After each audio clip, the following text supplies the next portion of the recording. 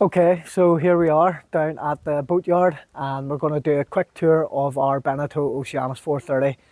She's a Beneteau sailboat built in 1990 and we have got it. She's a bit of a project and we'll do a bit of a tour, and while we're doing the tour we'll just highlight some of the projects we hope to get done over the next few months. So let's get started.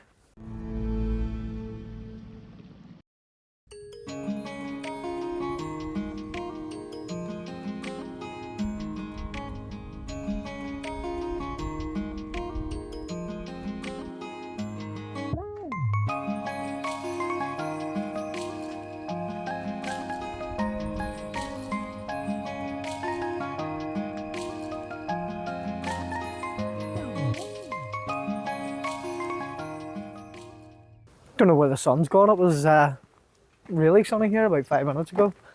So we'll just get started at the underside of the boat. Okay, so the boat was hauled out last winter and re-anti-fouled about April this year. So she obviously hasn't launched again, but just looking at the anti-foul, it's sitting very thick and very patchy in bits. So I had been considering taking it all off, checking the hull, the gel coat underneath, and then redoing it. Is there any real point in doing that?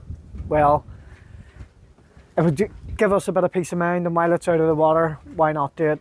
There was mention of osmosis to one of the other guys in the boatyard, but I don't know where that osmosis was. I can't see any at the minute, just kind of looking around, but it's probably hidden by the gel coat, or hidden by the anti-foul, if there actually is any. But we're going to replace the seacocks and through holes, hopefully with the composite fittings, so we don't have to worry about it again, and do that over the next few months as well. So I think, why not just do everything while it's out of the water now? The only thing is that job going to take so long it'll cut into our other repairs, so we're still in two minds whether to do that or not. So there's quite a few through hulls on this boat, so it'll not be cheap replacing them all with the composites, although I feel like some of the through hulls are obsolete. I'll just show you, for instance, that this through hull here has been filled with something. I don't know what that is. This through hull's okay, but I don't know actually what it does. One of these I would like to keep the hole, remove it, and put in one of the NMEA 2000 transducers that we had on so far, only with the speed paddle and the depth sounder. And then there's a in-hull depth sounder, so it's the one that sits in a little tube in oil in the hull of the boat but doesn't come through. So definitely like to fit one of those and integrate it into a new NMEA system, because the electronics, as you'll see when we get up here, is a bit dated. Another thing we want to do is get the keel bolts checked on this boat.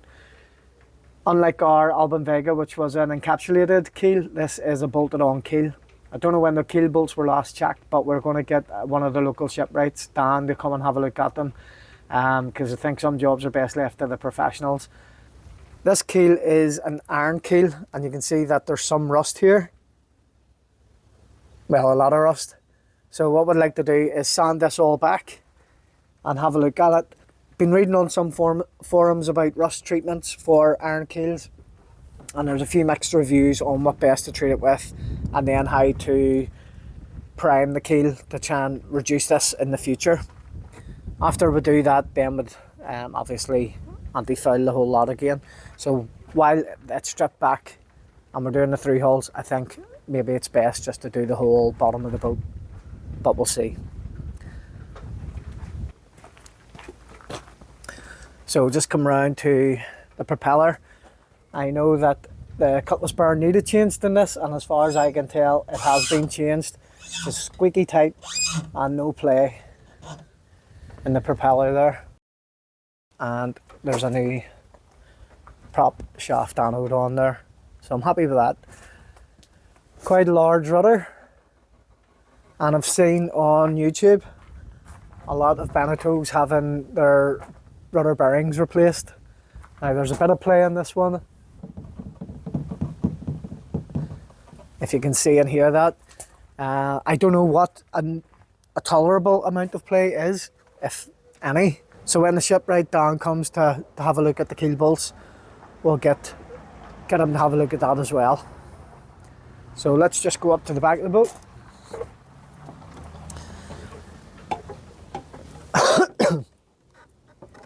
We'll just stop off here at the transom,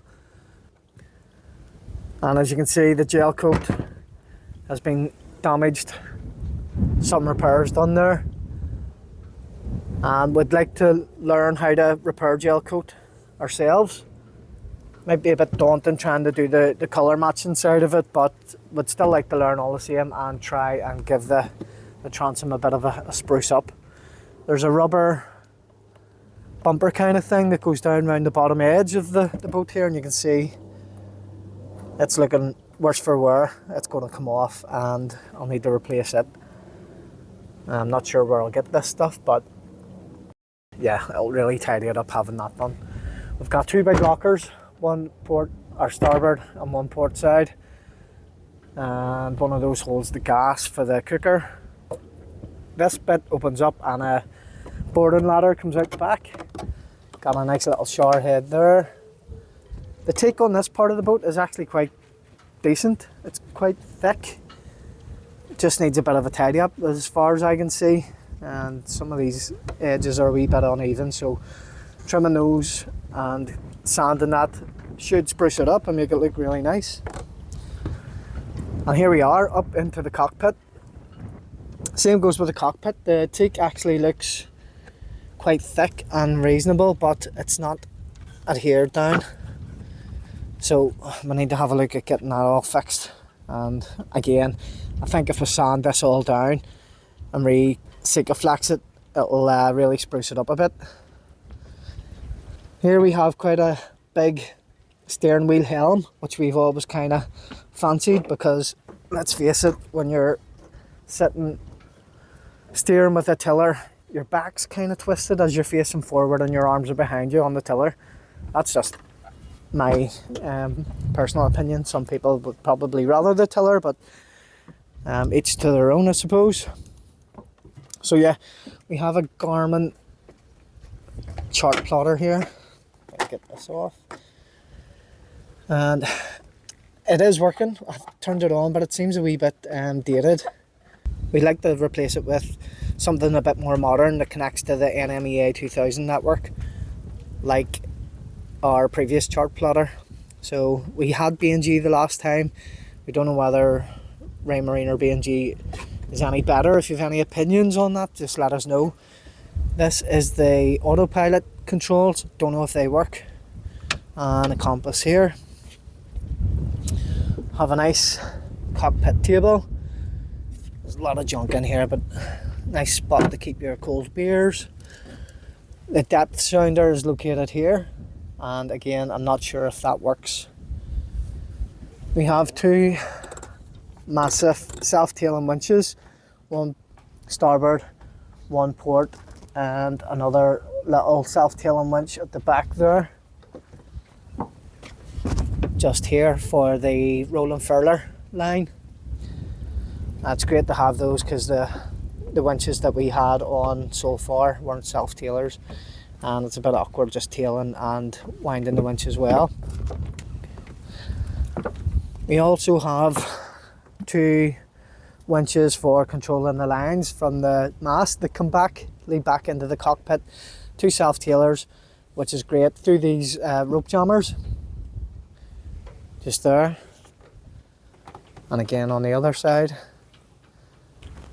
And those winches just make things a lot handier. If we're sailing short-handed, just Kelly and I, on this big boat, means we don't have to run up to the mast to be pulling lines and things like that. Most of it all can be operated from back here in the cockpit. So safety wise, it's great for us. We'll just go up onto the deck, and you can see that the teak here isn't in as good condition as the back. The screws that hold it in place are all now sitting proud. It's quite thin and flimsy in some parts, as you can see there, and the sealant is all lifting. So we're going to lift all the teak off the deck, and we'll replace it with something like the Kiwi grip that we had done on so far. It was a good job, but it'll come down to cost, I suppose. We'll maybe have a look at some alternatives to see whether there's any cheaper alternatives that do as good a job, but if not, we'll be happy with the Kiwi. It done a good job and it was easy to apply. We'll have a solar panel here, quite small. I don't know whether it works or not, so that's something we'll have to look at. Have this massive windscreen that goes right across the deck, lets in plenty of light, as you'll see when we go down into the boat.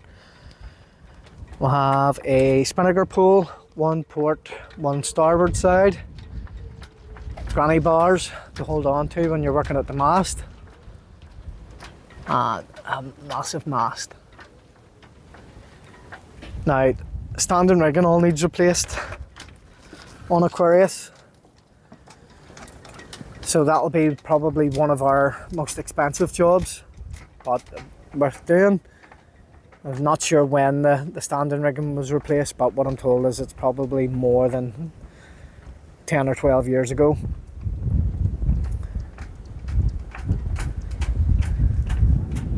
There is a sail, there is a main sail and a lazy stack system for Aquarius, but it's been taken off because the boat's on the hard and is being held by one of our friends. And the same with the head sail is in storage.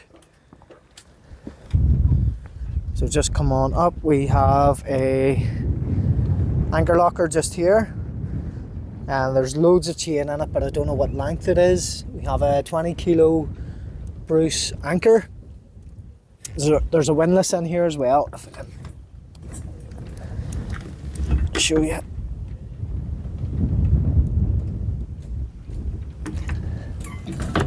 And I think it's electric, which would be amazing, but I need to test that out. Also have some massive locker in here that I thought was part of the fore cabin, but no. Some sails in there, probably a spinnaker and what looks like a passerelle. Awesome. So there we go. The gel coat, non-skid gel coat there, is in pretty good nick, so happy enough with that.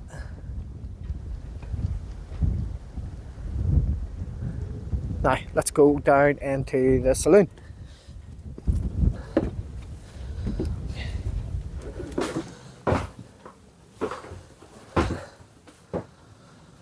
And here we are down in the saloon.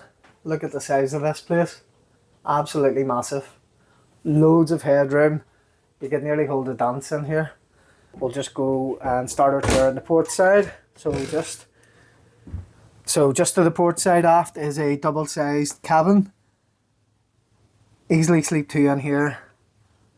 There's a sink underneath here, just a wee vanity cabinet, and yeah, loads of room. Loads of room, and then that's just side access to the engine. I'll show you the engine in a minute. Have a wet locker here which has loads of life jackets and flares there. Need to sort that out. Gimbal gas cooker. Not sure if it's up and running. Need to check the hoses and things like that. Loads of storage at the back for food and cutlery. A double sink, more storage underneath. Nice little window to look out of when you're doing the dishes. Something I really love is this massive fridge, and it works. So I'll be happy that I have somewhere to keep my beers nice and cool.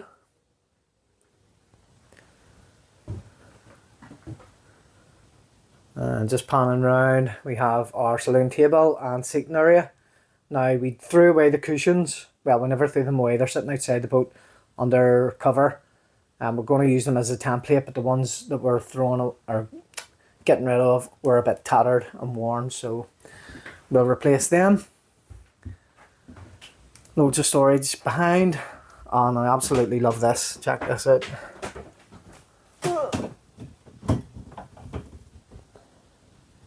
Nice little whiskey decanter with the boat's name on it. Here's our nav station. I'll just show you quickly. Over here, lots of charts and everything you need for passage planning. All our instruments, navigation, lights, autopilot, VHF, all those kind of things, all set up here. This is the VHF radio, which will definitely be replacing to something that goes under the NEMA network and has AIS and DSC.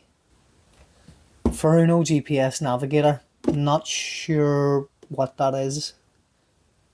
Obviously something for navigation, and there is a GPS antenna outside, so what this displays exactly, I'm not sure. I need to have a look at that. TV. EPIRB, which is great. Emergency radio beacon if we are in any trouble. Not sure if the battery's okay on this. Might have to send it away for service and a battery replacement, but good to have. CO2 detector, needs a battery. And yeah, I think that's it for the nav station. The starboard side, aft cabin, again, double berth, used as a storage of all the junk at the moment, but we'll clear that out properly soon. And again, access to the engine on the starboard side. House batteries and starter batteries are in there. The engine has been rebuilt, but it hasn't been rewired and the wiring's not connected up yet, but I'll explain more about that shortly.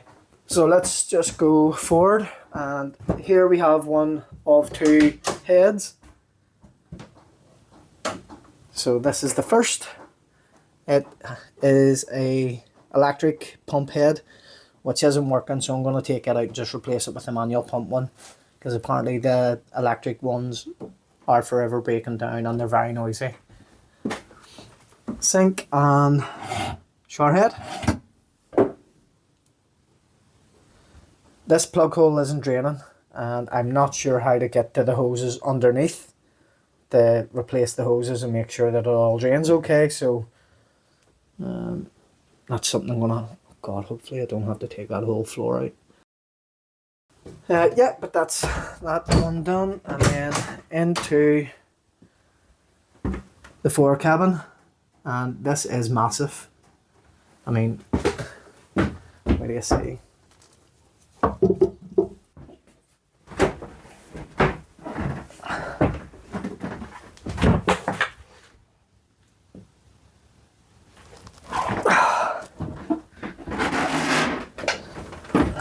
Loads of room. Big double berth here. Plenty of room for me and Kelly. So we do need a mattress here, and it's a bit of an odd shape, kind of like a rhombus, I suppose. So we'll probably have to end up cutting one out ourselves. Getting a very large mattress and cutting it into shape. But fantastic space all around here. I have broken the two handles off the hatch on that side and one on this side. It just was so brittle. I just tried to close the window and they snapped off my hand. So hopefully you can buy those separately without having to replace the whole hatch. Although saying that, the glass in the hatch has seen better days. This is a little seating area, so we need cushions for that as well. So I think we're gonna spend a fortune just on cushions for this boat. So I've actually just pulled up the floorboards in the forward cabin and looking at those through hulls that I had said about down below. So the one that I says is blocked off actually looks as if it was a through hull transducer for depth. This appears to be the one that's being used here, and then there's one just underneath, which again looks as if there's like a blanking cap in it. So hang on. There. And just to highlight where I want the keel bolts checked, this is one of the keel bolts. So a lot of rust around that. And then our second of the two heads. Have a nice shower, sink, and a manual pump toilet. The headliner in the aft cabins and the bathrooms doesn't look great, but I don't know whether it's worth taking that off and replacing it, or just trying to clean it up and tidy it and worry about it another time. Focus on the other jobs. We'll have a quick look at the engine now.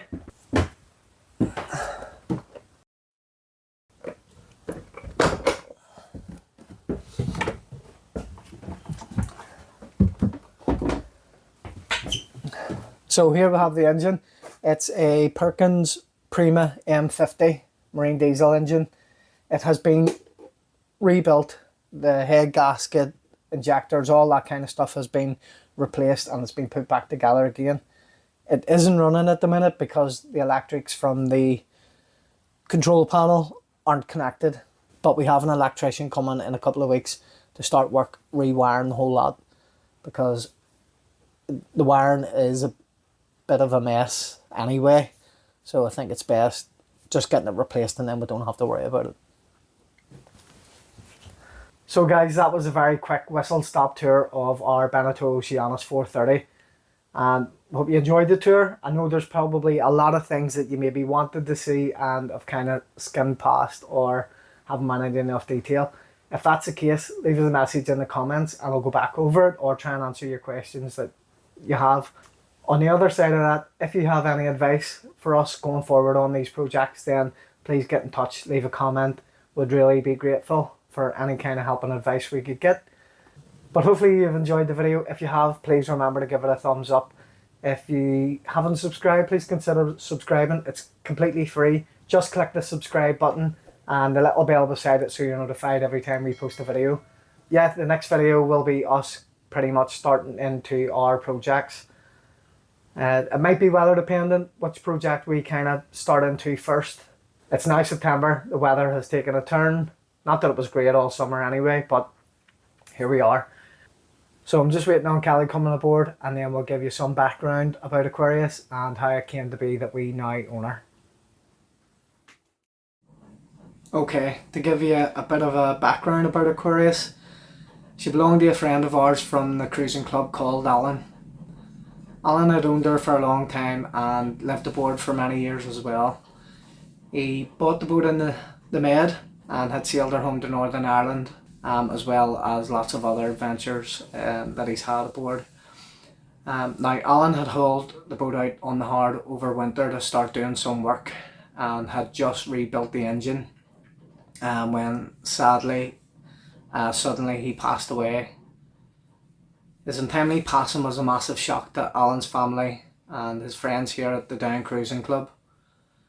Alan was highly respected in the cruising club, but also within the wider sailing community. So we personally are thankful for all the help, advice and support Alan has given us over the past few years when we just started our sailing adventures. Alan and Aquarius were a massive part of our club, and his family had hoped that Aquarius would be bought by someone that was in the club.